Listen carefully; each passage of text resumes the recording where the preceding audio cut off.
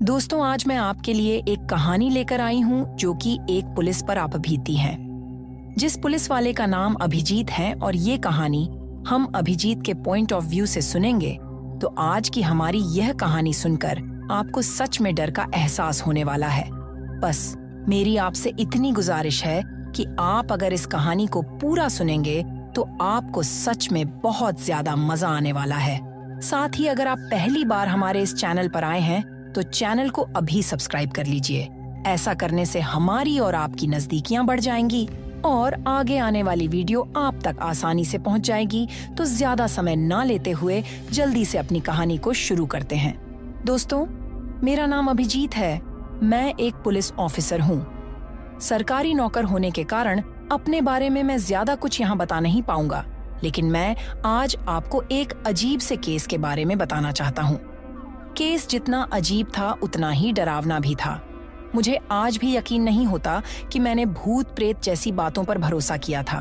तो आइए मैं आपको वही केस एक कहानी के माध्यम से सुनाता हूँ। मोहित और मोनिका की शादी को 7-8 महीने हो गए थे। वे जनवरी 2020 में अपने एक नए घर में रहने चले गए। मोहित एक IT कंपनी में सॉफ्टवेयर इंजीनियर था। मोनिका ने हाल ही में MBA की पढ़ाई पूरी की थी और वह अपने लिए नौकरी की तलाश कर रही थी। उनका नया घर एक न्यू डेवलप्ड हाउसिंग सोसाइटी में था और यह 7 मंजिला इमारत थी। सोसाइटी बिल्कुल नई थी, इसलिए सोसाइटी के बाकी घर लगभग खाली थे। इमारत में हर मंजिल पर 4 घर थे। मोहित और मोनिका 6ठी मंजिल पर रहते थे। उनकी मंजिल पर उनके अलावा रहने के लिए कोई नहीं था। उन्हें वहां रहते हुए 2 महीने बीत गए। मार्च के पहले हफ्ते में उनके घर के सामने वाले फ्लैट में शायद कोई रहने चला आया था और उनको 2-3 बार उस फ्लैट का दरवाजा खुला दिखाई दिया। उसने नजर चुराकर वहां देखने की कोशिश की थी, लेकिन उसे घर में हमेशा अंधेरा दिखाई पड़ता था। एक शाम मोहित वहां जान पहचान के लिए सामने वाले घर पर चला गया। उसने दरवाजे की घंटी बजाई। घंटी तो बजी नहीं, इसलिए उसने दरवाजा थपथपा दिया। थोड़ी देर बाद दरवाजा थोड़ा सा खुल गया और अंदर से कोई बाहर झांकने के लिए हल्का सा झुका और दरवाजा फिर से तुरंत बंद हो गया। मोहित को कुछ अजीब सा लगा। उसने ओझल सा कुछ देखा था। वो कोई महिला थी जिसके लंबे और काले घुंघराले बाल थे।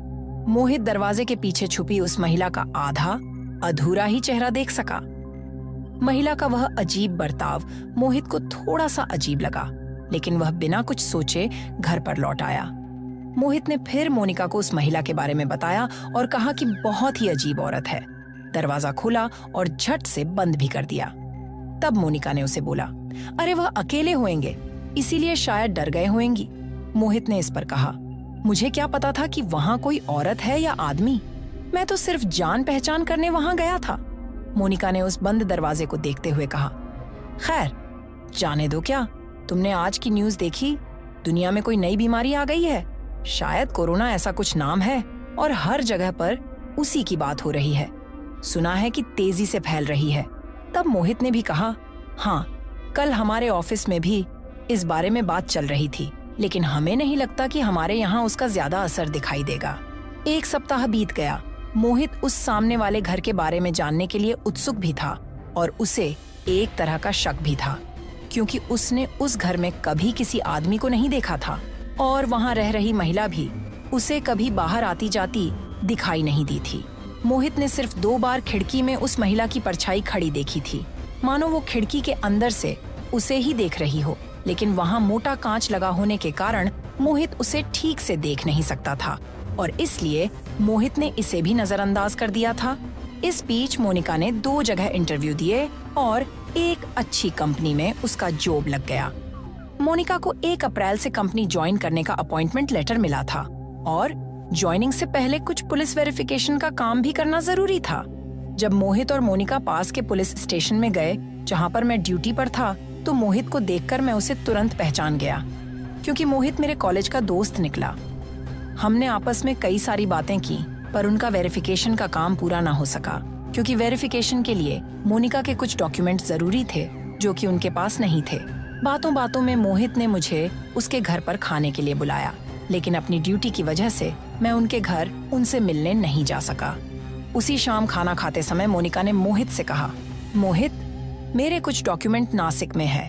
वेरिफिकेशन और ज्वाइनिंग के वक्त मुझे उन्हें सबमिट करना होगा।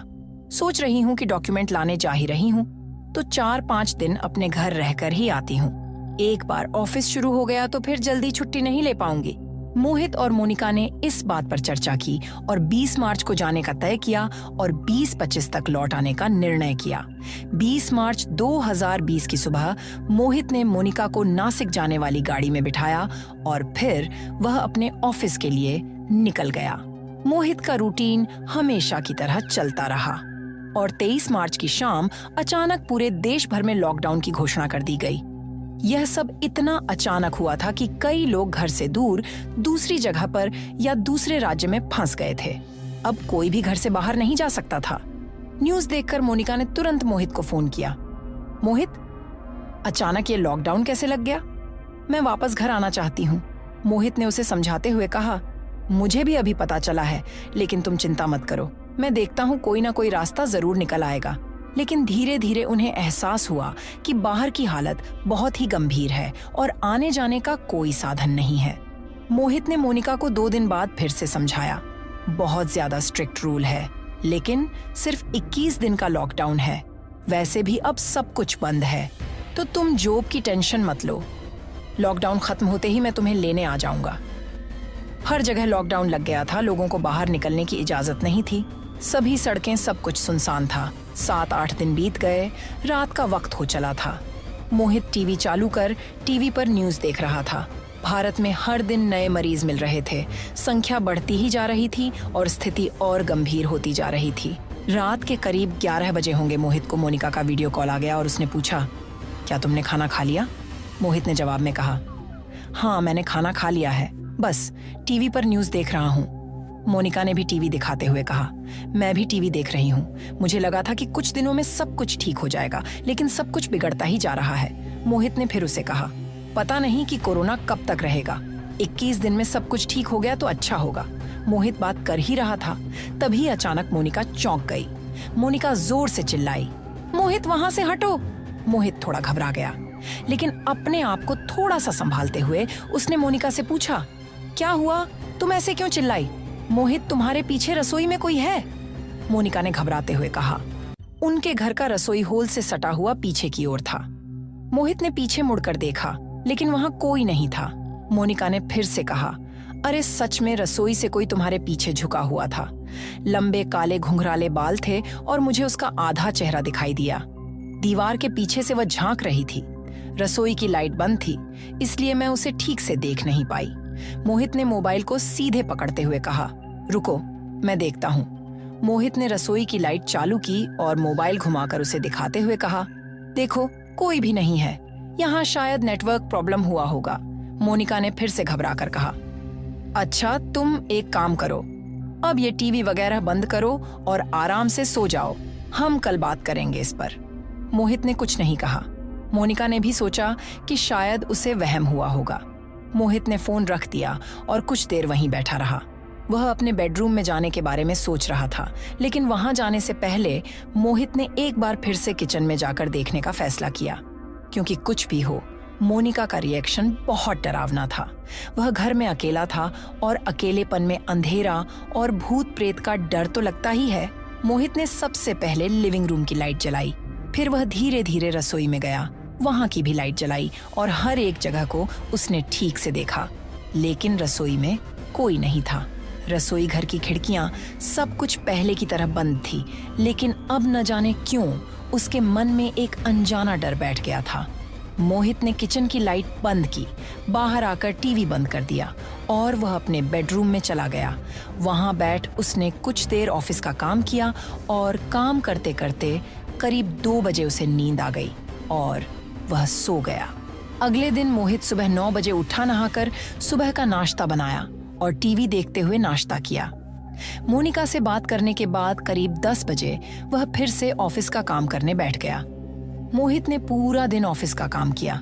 रात में हमेशा की तरह रात का खाना बनाया और फिर खाना खाकर बिना टीवी देखे अपने बेडरूम में चला गया। बेडरूम में जाकर उसने सोने से पहले मोनिका को फिर से एक वीडियो कॉल किया। और कैसा रहा आज का दिन? मोहित ने पूछा। ठीक था। तुम्हारा दिन कैसा रहा? बहुत बोरिंग। आज दिन भर बहुत काम था, बहुत थक गया हूँ। बस आराम से सोना चाहता हूँ, उबासी लेते हुए मोहित ने जवाब दिया। मोनिका कुछ कहने ही वाली थी कि अचानक से रुक गई, क्योंकि उसे मोहित के पीछे फिर कुछ दिखाई दिया था। बेडरूम के पर्दे के पीछे कोई परछाई उसे दिखाई दी। वही लंबे घुंघराले बाल, और वह हल्का सा झुककर पर्दे के पीछे से मोहित को देख रही थी। उस काली परछाई को देख मोनिका फिर जोर से चिल्लाई, मोहित, मोहित, पर्दे के पीछे कोई है, मोहित। फिर से चौंक गया। उसने मुड़कर पीछे देखा, लेकिन उसे वहां कुछ भी दिखाई नहीं दिया। उसने दौड़कर सारे पर्दे खोले, पर वहां कोई नहीं था। मोनिका, लगता है कि तुम्हारे फोन को कुछ हो गया है। स्क्रीन में कोई ग्लिच आ गया होगा, या फिर से नेटवर्क प्रॉब्लम हुई होगी। मोहित ने अपना फोन उठाते हुए आसपास कमरा दिखाकर कहा। मोनिका अभी भी घबराई हुई थी। अगर ऐसा है तो ठीक है, लेकिन मोहित, तुम अपना ध्यान रखना, क्योंकि यह दूसरी बार मुझे कुछ दिखाई दिया है। मोहित ने फिर से पर्दे लगाते हुए कहा, अरे तुम खामखा चिंता कर रही हो, यहाँ सब कुछ ठीक है। कोई होता तो अब तक मुझे थोड़ा बहुत एहसास जरूर हो जाता। कुछ देर और बातें कर मोहित ने फोन रख दिया। उस वक्त रात के 12 बज रहे थे। मोहित ने बेडरूम की लाइट बंद कर दी और वो सो गया। धीरे धीरे वक्त बीत रहा था। अंधेरे के साथ साथ रात की काली परछाइयां भी उभर रही थीं। हर तरफ गहरा सन्नाटा था। उस वक्त मोहित बहुत गहरी नींद में था। रात के करीब 2:30 बज रहे थे और अचानक उसे कमरे में कुछ महसूस हुआ। कोई हल्की सी आवाज थी। करवट बदलते समय बोझल आंखों से उसने देखा, धूम सा कुछ बिस्तर के पास दिखाई दिया। उसने साइड में पड़ा मोबाइल उठा लिया। देखा तो रात के 2:30 बज रहे थे। वह अपना मोबाइल एक तरफ रखने ही जा रहा था कि उसकी नजर सामने की ओर चली गई। मोहित एकदम से उठते हुए थोड़ा पीछे खिसका। उसके सामने अंधेरे में कोई बैठा था। खिड़की से बाहर की धीमी रोशनी अंदर आ रही थी। वह एक महिला थी। उसकी आंखें बड़ी गहरी और सफेद थीं। जबड़ा फैला हुआ था। लंबे बाल थे जो फर्श पर फैले हुए थे, और अजीब तरह से वह करहा रही थी। वह सब देख मोहित की नींद ही उड़ गई। उसने धीमी रोशनी में उस परछाई को देखा और उसका दिल बैठ गया। कुछ एक हरकत हुई और वह बिस्तर से नीचे गिर पड़ा। वह इतनी तेजी से भागा कि दीवार से जा टकराया और फिर वहीं पर गिर पड़ा। घबराहट के कारण उसका पूरा शरीर कांप रहा था। उसने डरते हुए एक बार फिर पीछे मुड़कर देखा, लेकिन अब वहां कुछ भी नहीं था। अब तक वह इतना डर चुका था कि वह तेजी से उठकर बाहर हॉल में चला गया। बाहर जाकर उसने बेडरूम का दरवाजा बाहर से बंद कर दिया और फिर वह एक जगह पर बैठा रहा। काफी देर बैठे रहने के बाद सुबह किसी समय उसे नींद आ गई। दोपहर तेज धूप की किरणों से उसकी नींद खुल गई थी। दोपहर जब वह उठा तो नींद पूरी न होने के कारण उसका सिर भारी हो गया था। मोहित को रात की बात याद आ गई और वह जागते ही यहाँ वहां देखने लगा। घड़ी में देखा तो सुबह के 11:30 बज रहे थे।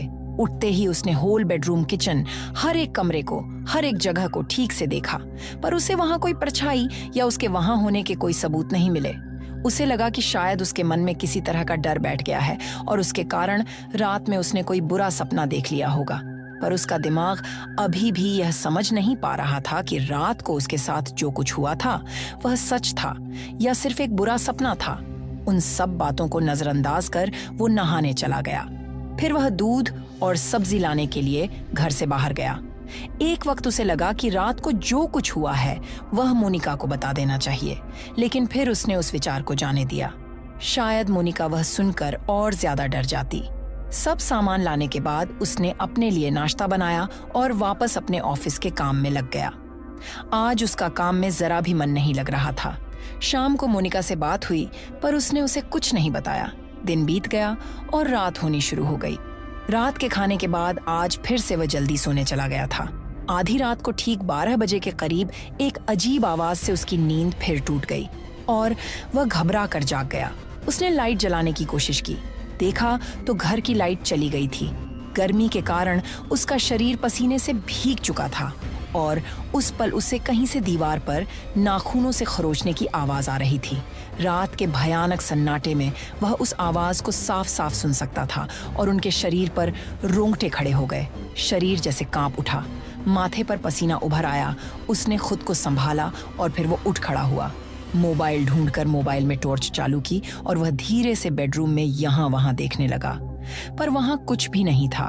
पर्दे के पीछे भी नहीं और न ही उसके सामने। अब उसे लगा कि यह आवाज बाहर कहीं से आ रही है। वह उठकर बाहर हॉल में चला गया। लिविंग रूम की खिड़की से चांद की हल्की सफेद रोशनी कमरे में फैली हुई थी। उसने किचन वगैरह सब कुछ देख लिया, फिर भी उसे वह आवाज आती रही। मोहित उस आवाज को ध्यान से सुनते हुए अनुमान लगाने की कोशिश कर रहा था कि आखिर यह आवाज आ कहां से रही है। वह धीरे धीरे लिविंग रूम की चारों ओर दीवारों को ध्यान से देखने लगा और तब उसे एहसास हुआ कि खरोचने की आवाज दीवारों से सरकती हुई जा रही है, जैसे कोई बाहर से या फिर दीवार के अंदर से उसे खरोचता हुआ आगे बढ़ रहा हो। वह आवाज के साथ साथ धीमे धीमे चलता रहा और फिर उसे महसूस हुआ कि आवाज सरकती हुई ऊपर की तरफ चली गई है और अब वो आवाज ऊपर से कहीं से आ रही है। वो उसे गौर से सुनने की कोशिश करने लगा। उसके कान पर एक अजीब आवाज पड़ी। ठंडी हवा का एक झोंका उसके शरीर और चेहरे को छू कर गुजरा और उसने घबराते हुए अपनी गर्दन उठाकर ऊपर देखा। उसकी छाती में झटका सा लगा। एक महिला पंखे पर बैठी थी। उसके लंबे बाल नीचे लटक रहे थे। उसकी बड़ी बड़ी सफेद आंखें मोहित पर टिकी हुई थीं और तब उसने अपना जबड़ा खोला और वह कुछ कहने की कोशिश करने लगी, पर उसमें से बस एक अजीब सी आवाज निकल रही थी। मोहित ने तुरंत घर का दरवाजा खोला और वहां से भाग गया। वह घर के बाहर गया तो उसने देखा कि सामने वाले घर का दरवाजा थोड़ा सा खुला था और उस दरवाजे की दरार से एक हल्की पीली रोशनी बाहर आती दिखाई दे रही थी। अगले ही पल उसे एक आवाज सुनाई दी। उसे उस पल कुछ समझ नहीं आ रहा था कि वह क्या करे। वह आवाज उस घर के अंदर से आ रही थी, जैसे कोई वहां रो रहा हो। मोहित धीरे धीरे आगे बढ़ा। उसने उस दरवाजे से अंदर झांक कर देखा और तब अंदर उसने देखा कि एक बड़ी सफेद आंख उसे ही घूर रही है और उसके अगले ही पल एक चीख उसके कानों पर पड़ी। मोहित हड़बड़ा गया और सीधे नीचे की ओर भागा। सोसाइटी के कंपाउंड में चौकीदार अपनी कुर्सी पर बैठा झपकी ले रहा था। मोहित को भागते हुए आता देखकर वह हड़बड़ाकर उठ गया। मोहित दौड़कर उसके पास चला गया और उसने घबराते हुए कहा, मेरे घर में कोई है? यह सुनकर चौकीदार का चेहरा डर से पीला पड़ गया, लेकिन उसने अपना डंडा उठाते हुए कहा, चलिए चलकर देखते हैं। नहीं नहीं, वो बहुत अजीब है। तुम मुझे बस ये बताओ कि मेरे सामने वाले घर में कौन रहता है। मोहित की बात सुनकर चौकीदार भी थोड़ा सोच में पड़ गया और थोड़ा सोचकर उसने जवाब दिया, साहब आप क्या बात कर रहे हैं? आप उस फ्लोर पर अकेले रहते हैं? मोहित चौकीदार की बात सुनकर गुस्सा हो गया और वो गुस्से में बोला, कहीं तुम पागल तो नहीं हो गए? मैंने खुद उसे देखा है। मेरे घर के सामने उस मंजिल पर एक औरत अकेली रहती है। क्या तुम्हें कुछ भी नहीं पता? चौकीदार ने शांति से ही जवाब दिया, साहब मैं सच बोल रहा हूँ, वहाँ कोई नहीं रहता। आपके सामने का फ्लैट 301 है और वह फ्लैट तो बंद है। मोहित ने फिर गुस्से में पूछा, मुझे कुछ समझ नहीं आ रहा कि मैं पागल हो गया हूँ या तुम मुझे पागल बनाना चाहते हो। देखो सच बताओ, क्या मेरे सामने वाला घर अभी तक बिका नहीं है? जी साहब, जहां तक मुझे पता है कि आपके सामने वाले दोनों फ्लैट खाली हैं। शायद बिल्डर खुद उस फ्लैट को बेचना नहीं चाहता। उनकी चाबी भी हमारे पास नहीं रहती। मोहित ने गुस्से में यहाँ वहां देखते हुए कहा, देखो मैं भी तुम्हें सच बोल रहा हूँ। मैंने खुद मेरे सामने वाले घर में एक महिला को देखा है और उस घर से अजीब सी आवाज भी आती है। चौकीदार ने अपने पास का एक रजिस्टर उठाते हुए कहा, साहब हो सकता है कि आपको जरूर वहां कुछ अजीब सा महसूस हुआ होगा, लेकिन मेरे पास रजिस्टर है। आप चाहे तो देख लीजिए, मुझे अच्छे से पता है कि वो फ्लैट खाली है। मोहित ने चौकीदार की बात को ध्यान से सुना, क्योंकि उसने जो कुछ अनुभव किया था वह बहुत डरावना था। मोहित ने रजिस्टर भी चेक किया और फिर वह शांत हो गया। उसने वह पूरी रात बाहर बिताने का फैसला किया। मोहित सुबह तक चौकीदार के केबिन में ही बैठा रहा। सुबह होने पर वह वापस अपने घर चला गया। उस वक्त चौकीदार भी उसके साथ था, पर उन्होंने सामने का घर देखा तो सामने का घर बंद था। मोहित अब चाहकर भी घर से बाहर नहीं जा सकता था। कुछ भी हो, उसे वहीं रहना था। मोहित वहां हो रही अजीब बातों के बारे में सोचने लगा कि इसका क्या मतलब है कि बिल्डर सामने वाले घर को बेचना नहीं चाहता। इसके पीछे जरूर कोई कारण रहा होगा। कल जब मैंने उस महिला को देखा था तो एक पल के लिए मुझे लगा कि उसे कुछ कहना है, जैसे वो मुझसे कुछ कहना चाहती है। शायद डरने से काम नहीं चलेगा। इस घटना के पीछे जरूर कोई रहस्य छुपा है। मुझे हिम्मत से काम लेना होगा। मोहित ने इस पूरे मामले का निडर होकर सामना करने का निश्चय कर लिया और उस रात खाना वगैरह होने के बाद वह मोनिका से बात कर अपने बेडरूम में सोने चला गया। आधी रात गुजर चुकी थी। मोहित आंखें बंद कर बस लेटा पड़ा था। खिड़की से अंदर आते धीमी रोशनी कमरे की फर्श पर फैली हुई थी और फिर एकाएक उसे सिसकियों की आवाज सुनाई दी। कोई हलचल, कोई सरसराहट जैसी आवाज। मोहित जो बस लेटा पड़ा था वो एकदम से चौकन्ना हो गया। उसने धीरे से अपना सर उठाकर सामने देखा। उसे दिखा कि एक महिला उसके बिस्तर के पास खड़ी थी। महिला को देख उसे झटका सा लगा। वह चौंक गया और उठकर सीधे बैठ गया। मोहित ने फिर खुद को संभाला और घबराते हुए एक सवाल पूछा, तुम कौन हो? तुम क्या चाहती हो? वह महिला शून्य भाव से देखते रही। उस महिला की आंखों से आंसू बह रहे थे।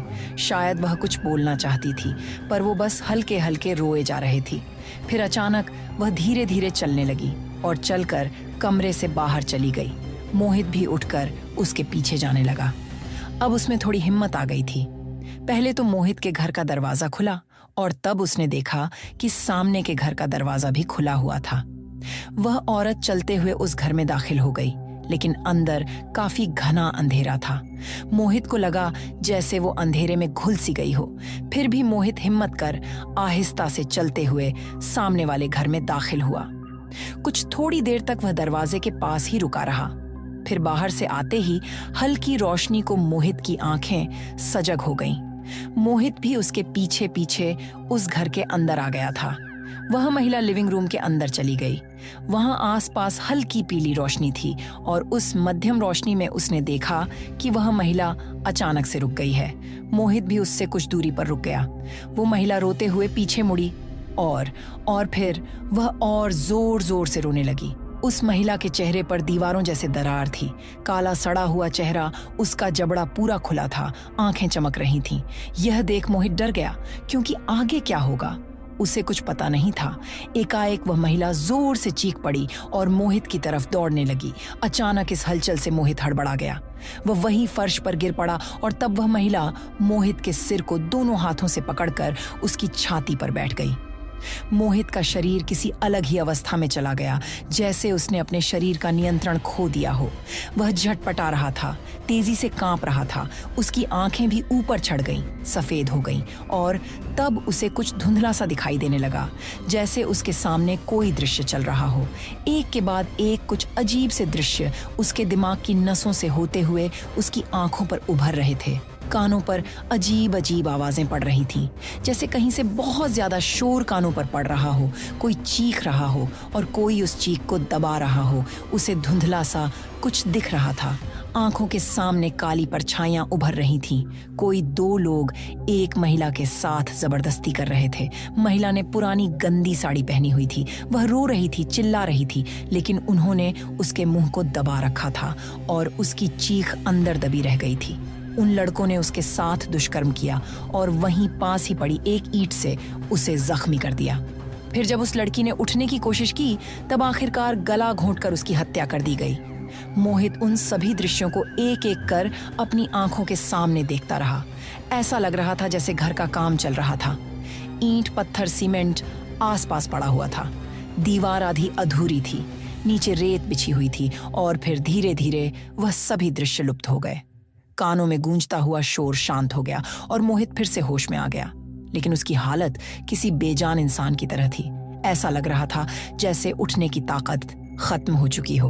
वह करहा रहा था। किसी दूसरी ताकतवर शक्ति ने उसके शरीर की शक्ति को काबू कर लिया था। कुछ देर सांस भरने के बाद वह नॉर्मल हो गया। उसने आराम से अपने आसपास देखा और उस पल वह महिला मोहित की ओर देखती हुई आगे बढ़ी और धीरे से चलते हुए वह बेडरूम की एक दीवार में घुस गई। वहां का सब कुछ दृश्य गायब हो गया। मोहित वो सब कुछ देखकर हैरान था और अब वह सोचने लगा। शायद मोहित को पता चल गया था कि उस घर में कोई बड़ा अपराध हुआ है। मोहित घर के बाहर आया। बाहर की ठंडी हवा से उसका शरीर एक बार फिर से कांप उठा। उसने एक नजर पीछे मुड़कर देखा तो दरवाजा पहले की तरह बंद था। मोहित को अब समझ आ गया कि उस घर में क्या हुआ था। शायद उस औरत की आत्मा अब उस घर में फंसी हुई है।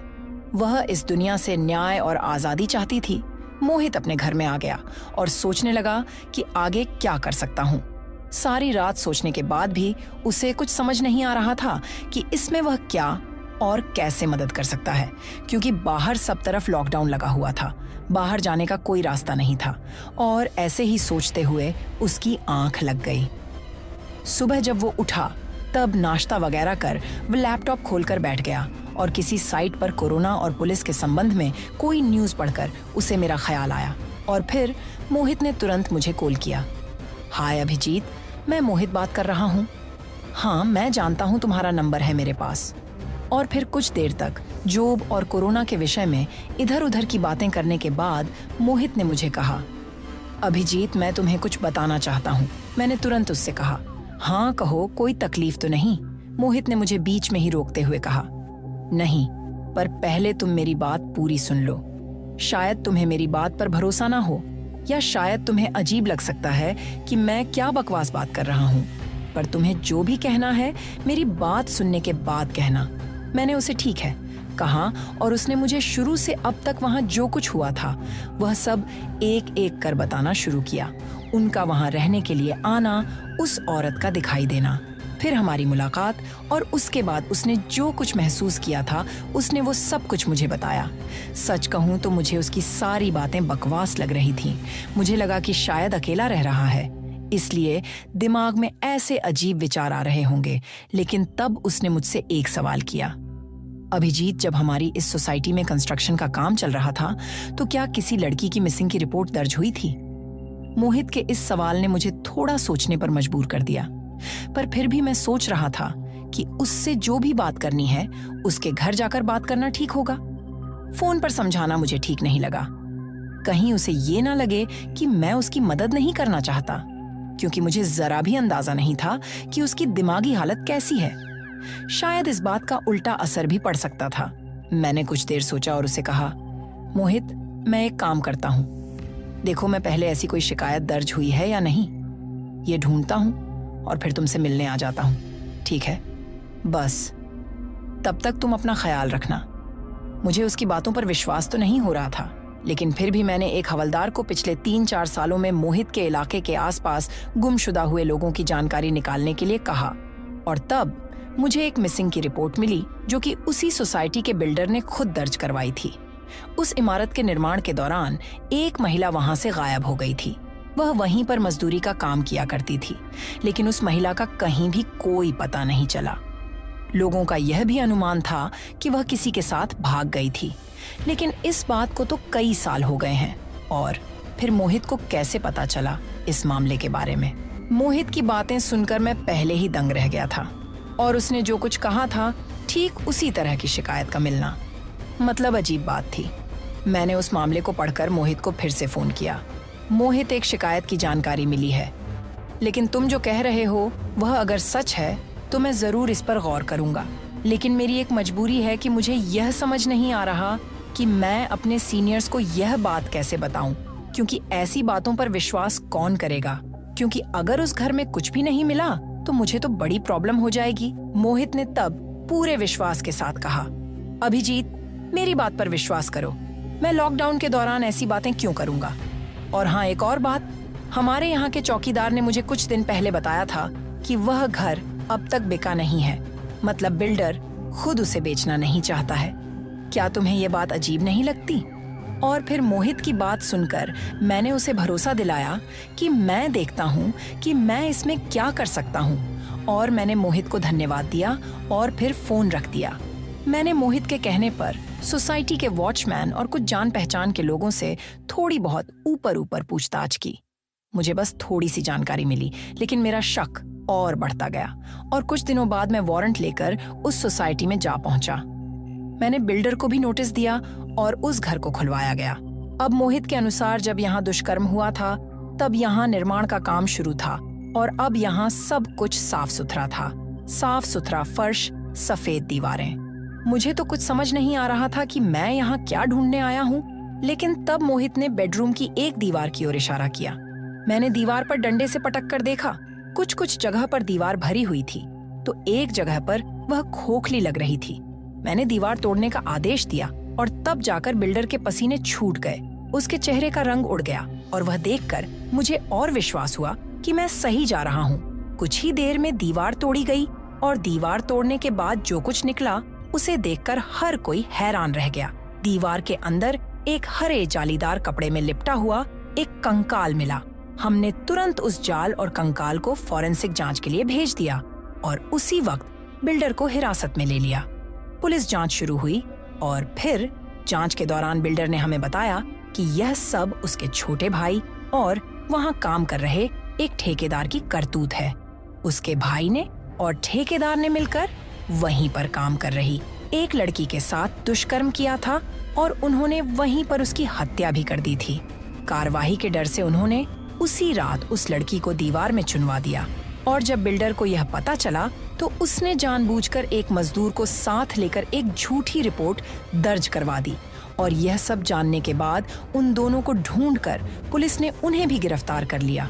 और अब सोचता हूँ कि शायद उस बेचारी लड़की की आत्मा को मुक्ति मिल गई होगी, क्योंकि उस दिन के बाद मोहित से मैंने जब भी उस लड़की के बारे में पूछा तब उसने कहा कि अब उसे कुछ भी अजीब सा दिखाई या सुनाई नहीं देता। और यह सब कुछ हो जाने के बाद मोहित ने तसल्ली से यह कहानी जैसे मैंने आपको सुनाई है ठीक उसी तरह मोनिका को भी सुनाई थी। तो दोस्तों, ये थी आज की कहानी। आज के लिए बस इतना ही। मिलते हैं अगले किसी नई कहानी के साथ। बाकी दोस्तों, आपको ये कहानी पसंद आई हो तो इसे लाइक करके अपने दोस्तों के साथ शेयर जरूर कर देना ताकि वो भी ये कहानी सुन ले। और मुझे कमेंट में भी जरूर बताना कि आपको कैसी लगी ये कहानी और आप आगे किस टाइप की कहानियां सुनना पसंद करोगे। बाकी अगर आप चैनल पर नए हो तो चैनल को सब्सक्राइब कर लेना ताकि आने वाली कहानियां आप तक पहुंचे।